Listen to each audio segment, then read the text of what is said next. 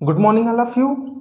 हम एनसीईआरटी की सीरीज में जियोग्राफी पढ़ रहे हैं। ठीक है, जियोग्राफी में हमने क्लास 8 की चैप्टर नंबर 3 को कल ख़त्म कर दिया था और आज हम चैप्टर नंबर 4 पे चलेंगे और चैप्टर नंबर 4 हमारा है एग्रीकल्चर, कृषि। ठीक है, तो आओ हम देखते हैं कि कृषि आखिर है क्या। ठीक है, कृषि का परिचय देखेंगे। सबसे पहले इसका इंट्रोडक्शन देखेंगे कि इसके अंतर्गत क्या क्या आती है, जैसे प्राथमिक क्रिया, द्वितीयक क्रिया, तृतीयक क्रिया, ठीक है, प्राइमरी, सेकेंडरी, टर्सरी, तीनों एक्टिविटीज़ के बारे में हम देखेंगे। उसके बाद हम देखेंगे कि कृषि क्या है, एग्रीकल्चर क्या है।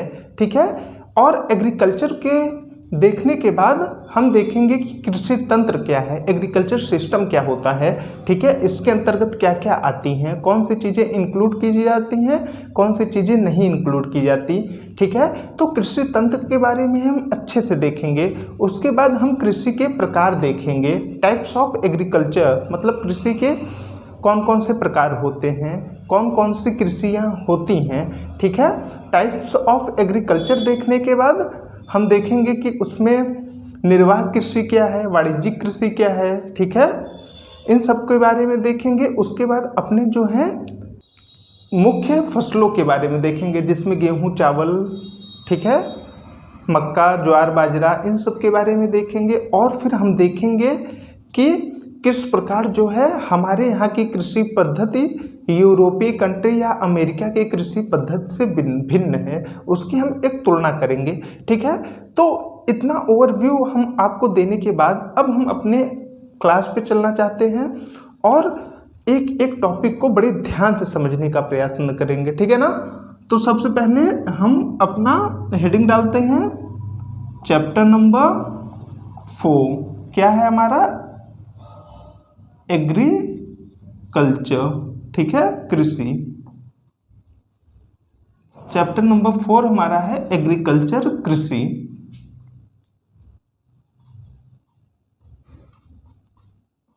ठीक है, तो देखो सबसे पहले हम इसमें इंट्रोडक्शन देखते हैं कि इसका इंट्रोडक्शन क्या है। ठीक है, इसको परिचय हिंदी में बोलते हैं। सबसे पहले हम इसका परिचय देखेंगे। ठीक है, तो देखो परिचय में ना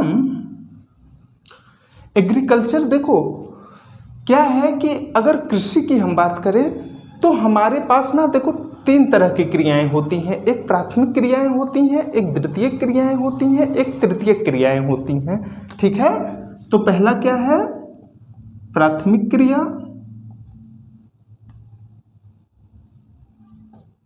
दूसरा क्या है, द्वितीयक क्रिया, तीसरा क्या है, तृतीयक क्रिया। ठीक है, तो आओ हम देखते हैं कि प्राथमिक क्रिया क्या है, द्वितीयक क्रिया क्या है, तृतीयक क्रिया क्या है। देखो प्राथमिक क्रिया के अंतर्गत ना प्रकृति से जितनी भी हमको वस्तुएं प्राप्त होती हैं, ठीक है, प्रकृति से सीधे जो संसाधन हमको डायरेक्ट प्राप्त होते हैं वो सभी के सभी प्राकृतिक क्रिया के अंतर्गत आते हैं। ठीक है, प्रकृति से जो हमको संसाधन सीधे तौर पे प्राप्त होता है। ठीक है,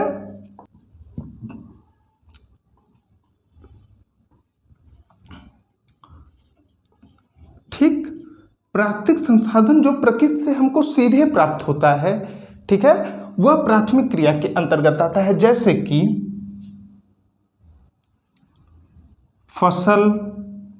ठीक है, फसल को हम प्रोसेसिंग तो करते नहीं है, फसल उगा लेते हैं, सीधे प्रकृति में हमको प्राप्त होती है। ठीक है, फार्मिंग, मत्स्य, वानिकी, मछली को हम पैदा करते हैं। हाँ, हालांकि इसकी फार्मिंग होती है, लेकिन मत्स्य क्या है, मत्स्य तो एक सीधे प्रकृति के द्वारा ही हमको दिया जाता है ना, वानिकी, वन, पेड़ पौधे। ठीक है, तो ये सब ना प्राथमिक क्रिया के अंतर्गत आते हैं। ठीक है, ये सब जो है प्राकृतिक क्रिया के अंतर्गत आते हैं। प्राकृतिक क्रिया वो क्रियाएं होती हैं जो प्राकृतिक प्रकृति से हमको सीधे प्राप्त होती हैं। और द्वितीय क्रिया के अंतर्गत क्या आता है, जब प्राथमिक क्रिया, ठीक है, प्राथमिक क्रिया में जो चीज़ें हमको प्रकृति से प्राप्त होती हैं, जब इन्हीं चीज़ों का नाम हम प्रोसेसिंग कर लेते हैं। प्रोसेसिंग का मतलब जैसे कि फसल में क्या आता है, गेहूं आता है, चावल आता है, ठीक है। अब गेहूं से हम क्या करते हैं, ब्रेड बनाते हैं, ठीक। गेहूं से ब्रेड बना लिए, तो ब्रेड बनाए तो क्या किए हमने, गेहूं का हम प्रोसेसिंग कर लिए, ठीक है। गेहूं का हम और अच्छे से उपयोग कर लिए, ठीक है। तो गेहूं से बना ब्रेड, ठीक। इसी प्रकार मछली से हम क्या बनाते हैं, कई सारी चीजें, कई सारे पदार्थ बनाते हैं, कई सारे सॉरी, मछली से हम क्या करते हैं, कई सारे भोजन पदार्थ बनाते हैं, ठीक है। वन से क्या करते हैं, हम कागज वगैरह बनाते हैं। तो ये सब ना तृतीय क्रिया के अंतर्गत आती हैं। जब हम प्राथमिक क्रिया को जो है प्रोसेसिंग करके अपने उपयोग की वस्तु बना लेते हैं, उसी को हम तृतीय क्रिया कहते हैं, नॉर्मल, ठीक है। अब तृतीय क्रिया क्या है, देखो तृतीय क्रिया ऐसा क्रिया होता है ना जो प्राथमिक प्लस द्वितीयक इन दोनों क्रियाओं को सहायता पहुंचाता है, सपोर्ट करता है, ठीक है, अपनी सेवाओं के माध्यम से, ठीक है ना, अपनी सेवाओं के माध्यम से। देखो तृतीय क्रिया क्या है, तृतीय क्रिया ऐसी क्रिया है जो प्राथमिक और द्वितीयक दोनों क्रियाओं को सपोर्ट करता है, ठीक है, दोनों क्रियाओं को सपोर्ट करता है अपनी सेवाओं को देकर। इसका जैसे एग्जाम्पल क्या है, इसका एग्जाम्पल है ट्रांसपोर्टिंग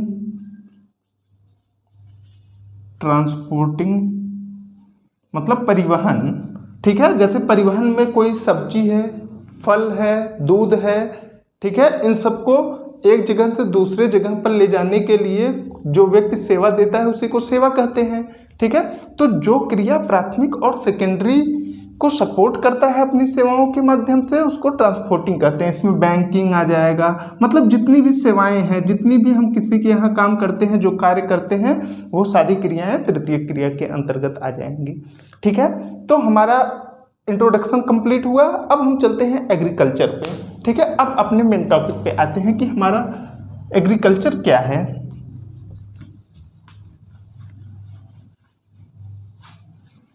ठीक है, तो अब आओ हम एग्रीकल्चर, कृषि के बारे में देखते हैं कि कृषि क्या है। एग्रीकल्चर, तो कृषि जो है ना एक प्राथमिक क्रिया है। पॉइंट वाइज पॉइंट ध्यान से समझिएगा। कृषि एक प्राथमिक क्रिया है, ठीक है। कृषि कौन सी क्रिया है, अभी हमने 3 क्रियाएं पढ़ी थी ना, प्राथमिक क्रिया के बारे में, तृतीय क्रिया के बारे में और तृतीय क्रिया के बारे में। तो उसमें से कृषि हमारा क्या है, कृषि हमारा एक प्राथमिक क्रिया है, ठीक है।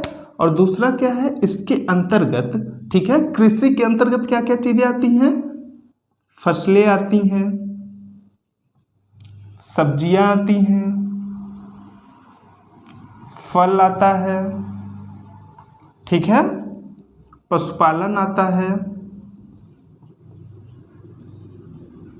मत्स्य आता है, मत्स्य पालन, मछली पालन, ठीक है। ये सब कृषि के अंतर्गत आती है।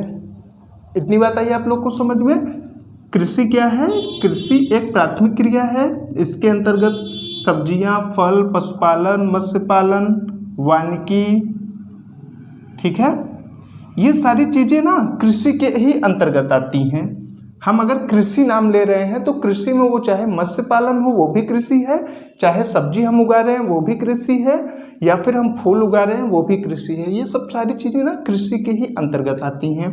इसके बाद देखो, कृषि में विश्व के 50% से अधिक लोग जो है संलग्न हैं, ठीक है।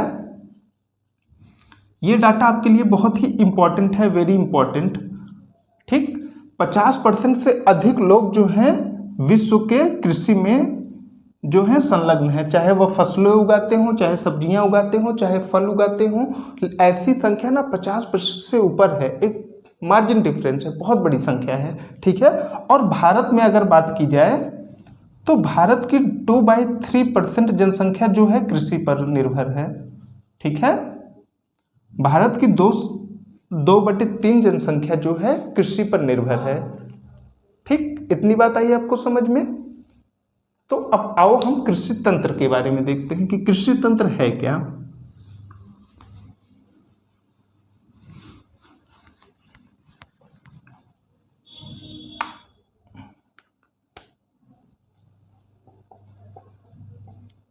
कृषि तंत्र, ठीक है,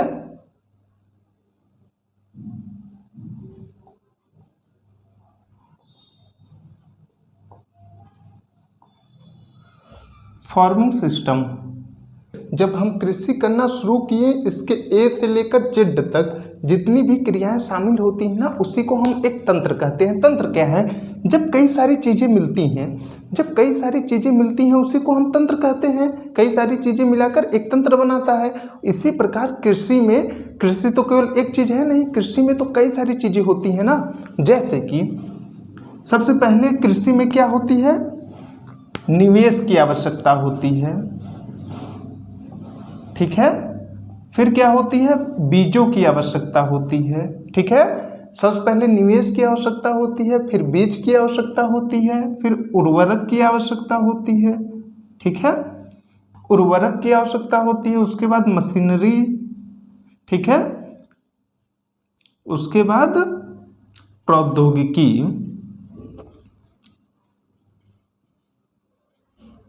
ठीक है। ये सारी चीज़ें ना कृषि के लिए बहुत ही आवश्यक हैं, ठीक है।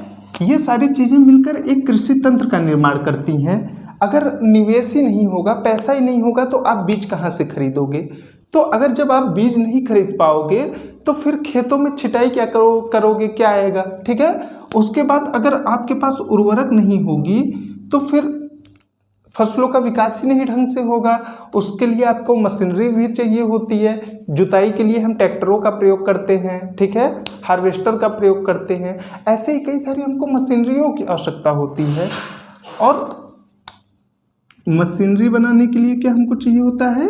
टेक्नोलॉजी की ज़रूरत होती है, प्रौद्योगिकी की ज़रूरत होती है। बिना प्रौद्योगिकी के हम मशीनरी नहीं बना सकते, ठीक है। तो जब तक हमारे पास प्रौद्योगिकी नहीं होगी तब तक हम मशीनरियों का निर्माण नहीं कर सकते, ठीक है ना। देखो, अब इसके अंतर्गत ना कुछ क्रियाएं भी शामिल होती हैं, ठीक है, जैसे बुआई, जुताई, कटाई, निराई, ठीक है। कटाई को हम कर्तन भी बोल सकते हैं, इसको हम कर्तन भी बोलते हैं, कर्तन, ठीक है। तो ये सब कुछ क्रियाएं हैं जो कृषि के तंत्र में शामिल होती हैं, ठीक है। बुआई मतलब जब फसलों को हम बोते हैं, जब अपने भूमि में हम किसी फसल को बोते हैं उसको हम बुआई कहते हैं। जुताई किसे कहते हैं? जब हम खेतों को ट्रैक्टर या हार्वेस्टर या हल के माध्यम से जोतते हैं उसको हम जुताई कहते हैं, ठीक है ना। और कटाई जब हम अपने फसलों को, जब हमारी फसलें पक जाती हैं, तैयार हो जाती हैं, उसको हम काटते हैं तो उसको हम कटाई कहते हैं। और निराई किसे कहते हैं? निराई देखो, जब हमारी फसलों में ना खरपतवार, ठीक है, घास फूस, इन सब चीज़ों को ना हम जब उखाड़ते हैं, अपनी फसलों में से निकालते हैं, उसी को हम निराई बोलते हैं, ठीक है ना। तो ये सब हमारे तंत्र हैं। और इसका उत्पाद हमको क्या प्राप्त होता है इसके अंतर्गत? इसके अंतर्गत जो है मत्स्य आता है, ठीक है, मुर्गी एवं कुक्कुट, ऊन, ठीक है। ये सारी चीज़ें ना हम कृषि तंत्र में ही जोड़ते हैं, ठीक है। तो अब इतनी बात आप लोग को आई समझ में कि कृषि तंत्र है क्या, ठीक है। कृषि तंत्र में निवेश, बीज, उर्वरक, मशीनरी और प्रौद्योगिकियों का प्रयोग होता है। इसमें जुताई, बुआई, कटाई, कर्तन, निराई जैसी क्रियाएं होती हैं। और मत्स्य, मुर्गी पालन, कुक्कुट एवं ऊन जो है इसके उत्पाद के रूप में प्राप्त होता है। इसको हम उत्पाद भी बोल सकते हैं, ठीक है। और भी चीज़ें उत्पाद में प्राप्त होती हैं, लेकिन इतना उदाहरण देने के लिए आपको, ठीक है। तो अब इसी के साथ हमारा कृषि तंत्र खत्म हुआ। अब हम पढ़ते हैं कृषि के प्रकार के बारे में, ठीक है।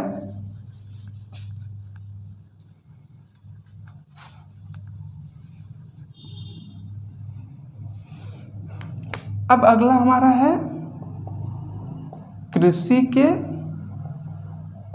प्रकार, टाइप्स ऑफ एग्रीकल्चर, ठीक है। अब टाइप्स ऑफ एग्रीकल्चर देखते हैं। तो देखो कृषि के प्रकार ना, हमारे कृषि मुख्यतः दो प्रकार के होते हैं, लेकिन कृषि जो होती है वह मृदा और भौगोलिक दशाओं पर डिपेंड करती है। ठीक है, कृषि को ना भौगोलिक दशाएं बहुत अधिक प्रभावित करती हैं। जहाँ पर अधिक वर्षा होगी वहाँ पर किसी अन्य प्रकार की कृषि होगी, जहाँ पर कम वर्षा होगी वहाँ पर किसी अन्य प्रकार की कृषि होगी। जहाँ की मृदा अधिक उपजाऊ है वहाँ पर दूसरे प्रकार की कृषि होगी, जहाँ की मृदा कम उपजाऊ है, रेतीली है, पथरीली है, कंकड़ीली है, वहाँ पर किसी अन्य प्रकार की फसलें उपजाई जाएंगी। तो कहने का मतलब ये है कि मृदा और जो जलवायु होती है, भौगोलिक जो स्थिति होती है, वो ना कृषि को बहुत अधिक प्रभावित करती है। और उसी को मध्य में नज़र रखते हुए हम लोग अपने कृषि को दो प्रकार से डिवाइड करते हैं। ठीक है, कृषि को जो है दो भागों में बांटते हैं। पहला क्या है हमारा? पहला हमारा है निर्वाह कृषि। ठीक है, और दूसरा हमारा है वाणिज्यिक कृषि। ठीक है, निर्वाह कृषि पहला और दूसरा हमारा है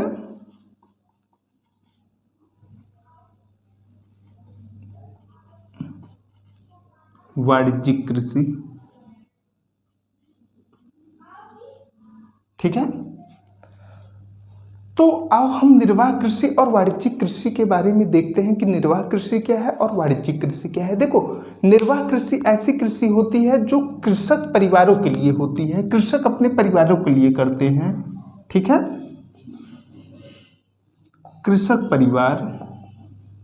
ठीक है, इसमें कृषक परिवारों के लिए यूज होती है। इसमें कृषक जो होता है अपना भरण पोषण के लिए करता है। ठीक है, भरण पोषण के लिए करता है। इसमें क्या होती है, श्रम जो है कृषि का परिवार ही होता है। ठीक है,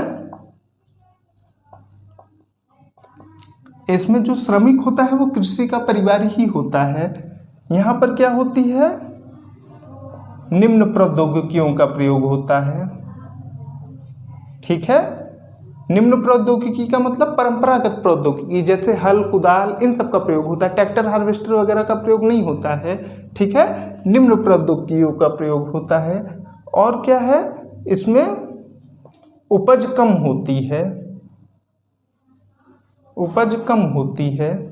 ठीक है, पूंजी की भी मात्रा कम होती है, पूंजी कम। ठीक है, पूंजी की भी मात्रा कम होती है। तो निर्वाह कृषि की ना हमारी यही सब विशेषताएं हैं। निर्वाह कृषि ऐसी होती है, जोत छोटे होते हैं। ठीक है, जोत छोटे होते हैं। जोत का मतलब क्या होती है, भूमि। हमारे जिस भूमि पे हम कृषि करते हैं उसी को हम जोत भी बोलते हैं। ठीक है, तो ये निर्वाह जो कृषि होती है इसको कृषि परिवार करता है और अपने भरण पोषण के लिए करता है। ठीक है, वो किसी और के लिए नहीं करता, अपने ही लिए करता है, जिससे उसका पालन हो सके। ठीक है, पेट भर सके। कृषि परिवार ही श्रमिक होता है। ठीक है, श्रमिक यहाँ बाहर से कोई श्रमिक नहीं आते हैं, बल्कि कृषक का परिवार ही, पूरा परिवार मिलकर श्रमिक करता है। निम्न प्रौद्योगिकियों का प्रयोग होता है तो उपज भी कम होगी, उसके बाद पूंजी भी कम लगती है और जो छोटे होते हैं। ठीक है, किंतु वाणिज्यिक कृषि में जस्ट इसके अपोजिट होता है। वाणिज्यिक कृषि में ना फार्म बहुत बड़े बड़े होते हैं, बड़े बड़े मतलब जोते बहुत बड़े बड़े होते हैं। ठीक है, उच्च टेक्नोलॉजी का प्रयोग होता है, उच्च प्रौद्योगिकी। ठीक है, उसके बाद अधिक निवेश भी होता है यहाँ पर। ठीक है, जब अधिक निवेश होगा तो अधिक पूंजी, अधिक उपज भी होगा। ठीक है, अधिक उपज भी होता है। ठीक है, तो देखो निर्वाह कृषि कहाँ की जाती है, ये एशिया में की जाती है, दक्षिण पूर्व एशिया में की जाती है,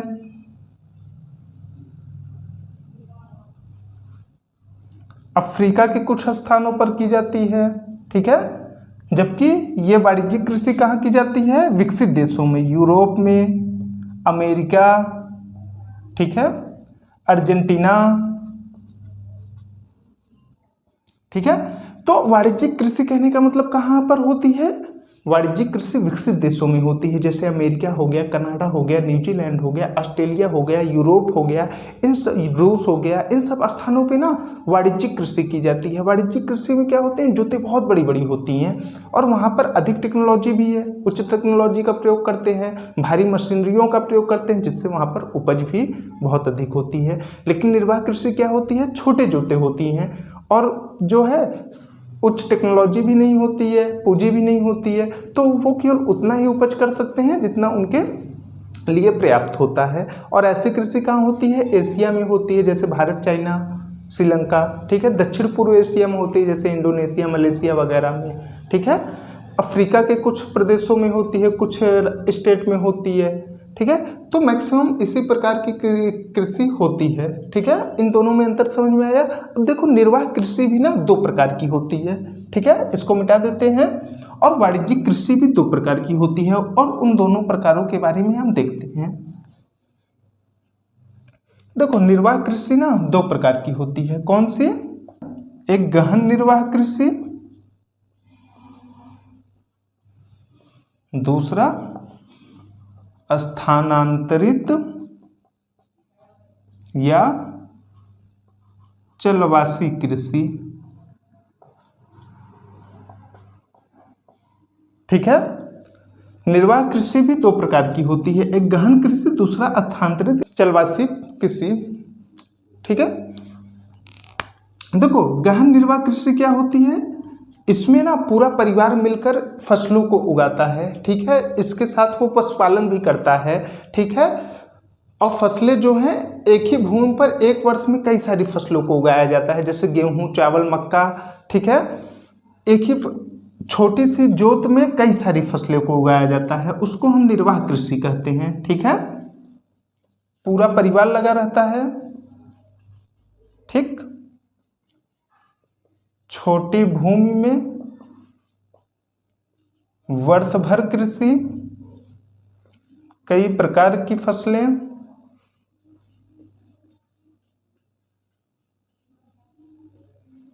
ठीक है, उगाई जाती हैं। और स्थानांतरित कृषि क्या है, इसे कर्तन व दहन प्रणाली भी कहते हैं, ठीक है। कर्तन व दहन कृषि भी कहते हैं। स्थानांतरित कृषि देखो क्या होती है पता है, इसे झूम कृषि भी बोलते हैं या कर्तन या दहन कृषि भी बोलते हैं, ये आप याद रखिएगा, झूम कृषि भी बोलते हैं, ठीक है।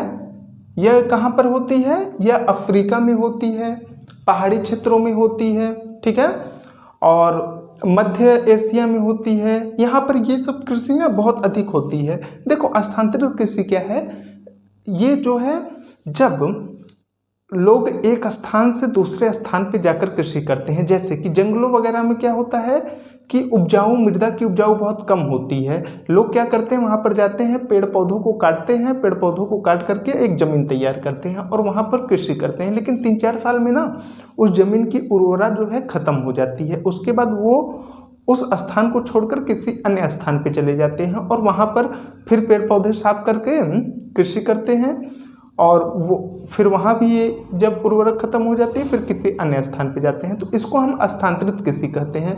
और चलवासी क्या होता है, चलवासी पशुचारण होता है। इसी प्रकार सेम काम जो है पशुचारक करते हैं, अपनी वो पशुओं को लेकर चारे और पानी की तलाश में एक स्थान से दूसरे स्थान पे टहलते रहते हैं, जब तक जिस स्थान पे उनको चारा मिलता है उस स्थान पे रहते हैं, जैसे ही वहाँ पर चारा खत्म हो जाता है वहाँ से आगे बढ़ जाते हैं, उसको हम चलवासी कृषि कहते हैं या आदिम कृषि भी कहते हैं, ठीक है। तो निर्वाह कृषि हमारी दो प्रकार की हुई, एक गहन कृषि, दूसरा स्थानांतरित कृषि, ठीक है। और गहन कृषि के बारे में हमने पढ़ा कि यहाँ पर वर्ष भर जो है कृषि होती है, एक ही भूमि पे कई प्रकार की फसलें उगाई जाती हैं, ठीक है। अब वाणिज्यिक कृषि में क्या है, वाणिज्यिक कृषि भी दो प्रकार की होती हैं, एक वाणिज्यिक फसल, ठीक है, वाणिज्यिक फसल, दूसरा क्या है रोपड़ कृषि, रोपड़ कृषि, ठीक है। रोपड़ कृषि के अंतर्गत क्या आता है, जिसके अंतर्गत हम चाय, कहवा, रबड़, ठीक है, ऐसी फसलें जो व्यापारिक दृष्टि से बहुत लाभदायक होती हैं उस फसलों को उगाते हैं, वो रोपड़ फसल के अंतर्गत आती है, जैसे चाय, कॉफ़ी, ठीक है, रबड़, ठीक, ये सब ना रोपण फसल के अंतर्गत आती हैं, ठीक। जबकि वाणिज्यिक फसल के अंतर्गत क्या आती हैं, जैसे गेहूं, चावल, मक्का, ठीक है। ये सब जो चीजें हैं ये वाणिज्यिक फसलों के अंतर्गत आती हैं। वाणिज्यिक फसलों में हमने क्या पढ़ा था, भारी भारी मशीनरियों का प्रयोग होता है, ठीक है, टेक्नोलॉजी का प्रयोग होता है, ठीक, इन सब के बारे में हम पढ़ा था। तो ये सब वाणिज्यिक कृषि हैं, ठीक। तो इसी के साथ हमारा कृषि का प्रकार भी खत्म हुआ। अब हमारा अगला टॉपिक है मुख्य फसलें, ठीक है, मेन क्रॉप्स, लेकिन उसको हम कल देखेंगे क्योंकि वीडियो ज़्यादा लंबी हो जाएगी तो आपको भी पढ़ने में नहीं मजा आएगा, ठीक है। तो आप ध्यान से देखिएगा एक बार और थोड़ा।